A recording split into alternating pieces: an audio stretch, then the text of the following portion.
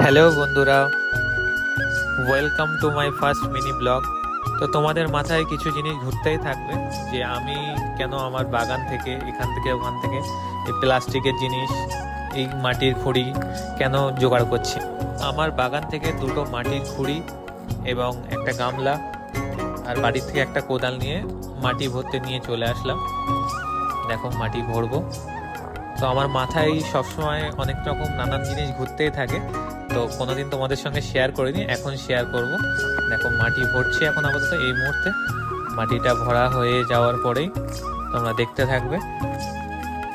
মাটি নিয়ে আসার পরে ভাবিকে ডেকে বললাম যে পানি দিয়ে একটু নরম করিয়ে নিতে। তারপরে নরম করার পরে এবারে গাছ নিয়ে চলে এসেছি, ফুল গাছ, যার জন্য ওয়েট করছিলাম, যার জন্য এত কিছু সবকিছু এটার জন্যে। তো এই মুহূর্তে গাছ লাগানো কমপ্লিট। তোমরা জানিও কেমন লাগছে গাছগুলো।